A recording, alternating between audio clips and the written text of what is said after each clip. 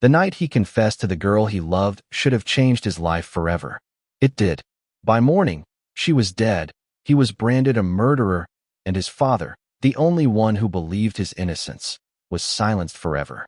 Now, behind bars, his only goal is to uncover the truth and destroy everyone responsible. Our story begins inside a prison cafeteria. Prisoners filled the room, eating lunch, laughing, and talking loudly like it was just another normal day in hell. In the middle of all the noise sat our MC, alone at a table, a gloomy expression hanging over his face. His tray was full of food, but he clearly had no appetite. After staring at the tray for a long moment, he finally decided to force himself to take a bite. But before he could, someone sat in front of him. A huge prisoner with a smug grin looked down at him while his lackeys tries to feed this grown-ass man. Asking our MC why was he looking at him like that, like it was not obvious. The ugly bastard chuckled before suddenly spitting directly onto the MC's food tray. For a moment, the MC froze. Honestly, these idiots had to be insane. They were provoking a man rumored to be a killer inside a prison. But then the MC slowly stood up. Rage burned in his eyes. In one swift movement, he grabbed a pair of chopsticks and charged forward with a terrifying look on his face. The smug prisoner's confidence vanished instantly. The giant nearly pissed himself trying to dodge, but he was too slow. Slash! The chopsticks sliced across his ear, sending blood spraying across the cafeteria as gasp erupted throughout the prison hall. But our MC's life wasn't always this messed up. Just a few days earlier, he was at a party, completely down bad for a girl. And no, I'm not telling you her name because honestly, it's not even important anymore. This man was staring at her from across the room like a full-on creep, thinking to himself, tonight's the night. I'm finally gonna pull her. Or at least confess. Eventually, the girl stepped out of the room and headed toward the bathroom. And like the desperate simp he was, our MC followed right behind her. Yeah, already off to a terrible start.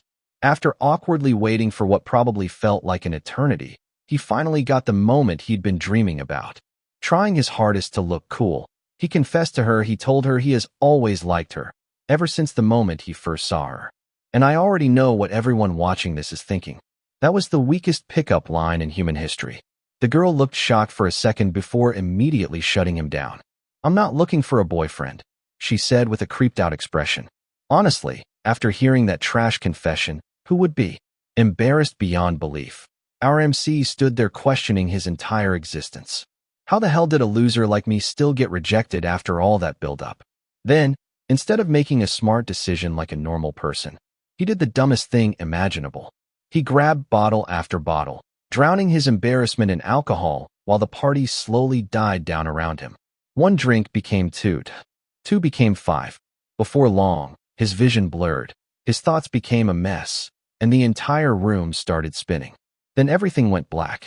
Our MC had drunk himself unconscious, completely unaware that when he woke up, his life would already be over. After passing out like the dumbass he was, our MC finally woke up, only to realize something important. Not a single person at that party gave a flying damn about him. Hungover and barely able to think straight, he stumbled outside and walked directly into a crime scene. Before he could even process what was happening, police officers grabbed him. Suspect secured, one of them shouted. Still drunk and confused as hell, the MC kept yelling, "What the hell is going on?" But the cops completely ignored him. Then he heard it. The victim's name. The name of the girl he liked. Instantly, his heart dropped. No, that's impossible. He hadn't even gotten the chance to hit her with his ultimate riz yet. Desperate, he broke free for a second and rushed toward the crime scene. Ignoring everyone screaming at him to stop, he pulled back the white cover and froze. The girl he loved was dead. From that moment on, his life completely fell apart. Almost immediately, the police painted him as the killer. No real investigation. No proper defense. Honestly, where the hell were the lawyers in this story? Before he even had time to understand what was happening, he was sentenced to 30 years in prison. And somehow, that still wasn't enough for the angry crowd inside the courthouse. These bloodthirsty idiots were screaming for the death penalty, acting like they wanted the man to die a virgin too. Meanwhile, our MC stood there completely broken, still unable to believe any of this was real. This has to be a nightmare. But then his father stepped forward. Absolute gigachad behavior. While everyone else turned against him, his dad was the only person willing to defend his son. Yet the mob wasn't trying to hear any of it. They immediately started beating the old man's ass while the MC screamed for them to stop. And seriously, forget the lawyers for a second. Where the hell are the cops? Soon after, our MC was thrown into prison. And honestly, if this man somehow left this place still calling himself a virgin, it would be a miracle. The moment he entered the cell block, prisoners immediately surrounded him like hungry wolves. Fresh inmate. Fresh victim. Yo, what did you do to get in here? One prisoner asked with a grin. Our MC froze in fear and stayed silent. Smack. Someone slapped him hard across the back of the head. Seriously, give this man a break. The girl he loved was dead. His father got his ass beaten trying to defend him. And now he was trapped in prison with a bunch of psychopaths. Overwhelmed, the MC started crying. Big mistake. From the darkness of the cell, a prisoner sitting calmly on his bed suddenly spoke up. Boy, come here. And there goes his virginity. The moment the MC walked closer, the prisoner kicked him hard, sending him crashing to the ground. We heard what you did to that girl, the inmate said coldly. That's why you're in here, right? Still shaking, the MC desperately tried to defend himself. It wasn't me. But just like the police, the prisoners did not give a damn. They immediately started beating his ass, calling him garbage and saying people like him didn't deserve sympathy. The MC looked completely stunned, unable to believe this nightmare was real. Seeing the expression on his face, one inmate grabbed him by the collar and sneered. What's with that look? You unhappy with your welcome? Then the prisoners began viciously beating his ass while the guards conveniently ignored everything happening inside the cell. After that vicious beating, our MC finally passed out, his eyes rolling into the back of his head while blood dripped onto the cold prison floor. Standing over him, one of the prisoners spat on the ground and sneered. If you run to the guards, we'll beat your ass even worse next time. Remember that. And just when it seemed like his life couldn't possibly get any worse, it did. A few minutes, not days, not hours, minutes, a prison guard called the MC over with an annoyed look on his face. Your old man's dead, he said casually. Car accident. The words hit harder than any punch. Our MC froze completely. The only person who believed in him was gone. The guard looked irritated more than sympathetic. You hear what I said? He barked. You got any other relatives? Still in shock, the MC quietly answered. No. The guard shrugged. Don't matter to me either way. Now get out of my sight. Then he immediately turned back to joking around with the other guards about lunch like none of this even mattered. And honestly, damn. From that moment on, something inside the MC completely broke. The weak, crying loser who entered prison that day slowly disappeared, leading us back to the prison fight from the beginning of the story.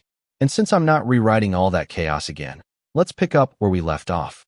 The story picks back up with the prisoner clutching his torn ear, screaming in pain while blood poured down his neck. Big bro, his lackeys cried out in panic. Finally forcing themselves to act tough, they pointed at the MC and shouted, Kill that bastard. But the second the MC looked at them, all that courage vanished instantly. One glare was enough to send them right back to their cowardly ways. Then the MC charged. At this point, he wasn't fighting to survive anymore. He wanted to kill them before they killed him. Deciding his fists weren't enough, the MC started smashing his head into the prisoners like a maniac, rapid-fire headbutts echoing throughout the prison hall. Watching their leader get destroyed filled one inmate with enough adrenaline to finally move. He rushed forward and kicked the MC hard in the back. But the MC didn't even react. The pain meant nothing anymore. By now, he had completely lost his mind. Eventually, the guards finally decided to remember they had jobs. They stormed in, punching the MC while calling him a psycho. And even after that, the madness never left his eyes. And the craziest part? The same guard who told the MC about his father's death was now desperately trying to save the prisoner with the torn ear, screaming for the doctors not to let him die. Yeah, definitely not suspicious at all. Realizing nobody cared whether he lived or died, the MC suddenly snapped. Letting out a scream, he rushed straight toward the prison wall, trying to kill himself on impact. But the guards tackled him before he could do it. Soon after, the MC woke up strapped to a hospital bed with an IV drip in his arm. The prison doctor sighed in annoyance. Keep him alive for now, he muttered. But I want him out of here soon.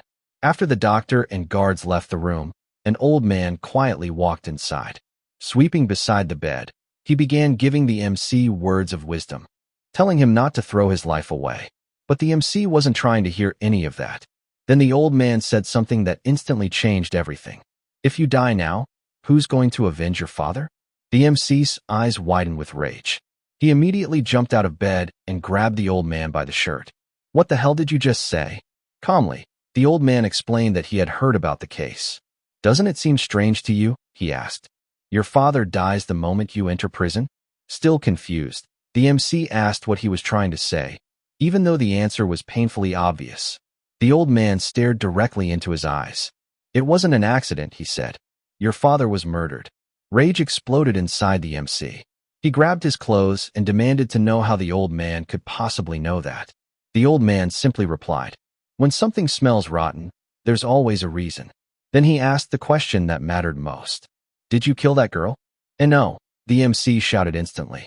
Seeing his reaction, the old man nodded. Then you were set up. The girl died, your father was killed, and the evidence disappeared so nobody would ever try to get you out of prison. The more the MC thought about it, the more everything started making sense. But one question still remained. Why? In the end, though, he pushed that thought aside. Because now, only one thing mattered to him. Revenge. But the old man quickly shut those thoughts down. Revenge, he said calmly.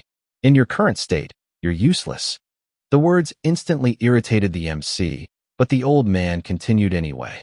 He explained that the prisoner the MC had nearly beaten to death, Gariki, was already planning to get revenge the moment he recovered. But the MC didn't even flinch. Then I'll deal with him too, he replied coldly. The old man stared at him for a moment before smirking. You've got guts, he said. I like that. Then he leaned closer and made the MC an offer. If you can deal with Gariki, I'll help you. Confused, the MC frowned. Help me with what? The old man smiled. Getting out of prison. Before the MC could ask anything else, someone suddenly knocked on the door. The old man calmly placed a book on the table beside the bed. Read this when you have time, he said. The MC looked down at the strange book, then immediately looked back up. Who the hell are you? The old man chuckled softly. My name is Tsuchiya, but you can just call me old man. As he walked toward the door, he stopped for a moment and looked back at the MC. If you're the real deal, we'll meet again soon. And with that, he left the room. A few moments later, a prison guard barged inside. Seeing the MC calmly reading, the guard scoffed. You sure look relaxed for someone who turned this prison into a damn war zone. He grabbed the MC roughly by the arm. Get up. You're spending the next month in solitary confinement.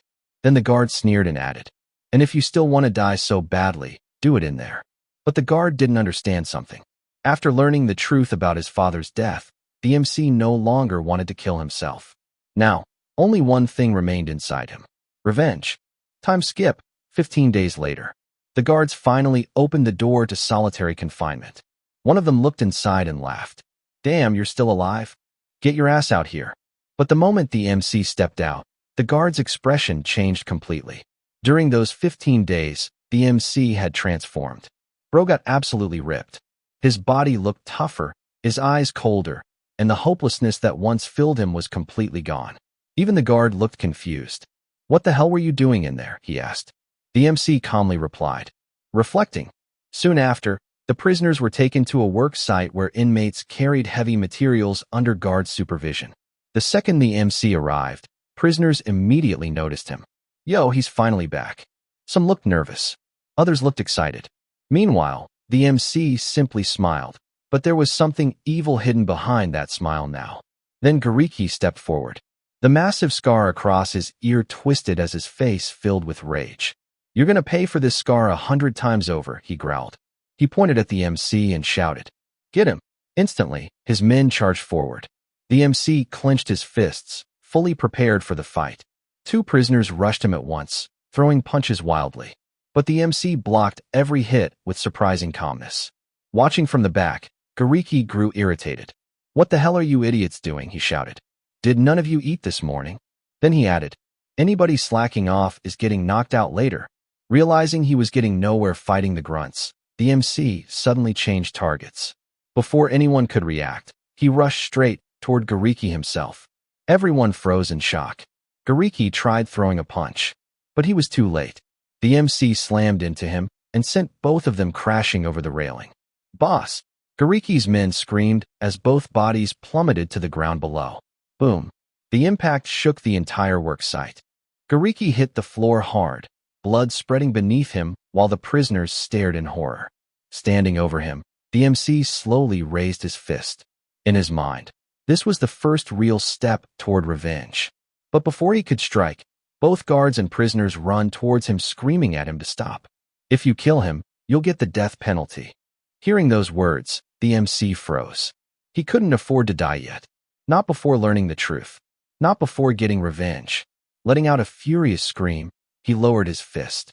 And after that day, prison life changed completely for him. Some inmates started treating him with respect. Others avoided him entirely. Because everyone now understood one thing. The weak, crying loser from before was gone. And that's where we'll end part 1 of this manga recap. Our MC has lost everything. The girl he loved, his father, and even his freedom. But inside that brutal prison, something new was born. Not fear. Not despair. Revenge. This is also my very first video. So if you enjoyed the recap, make sure to like and subscribe to support the channel.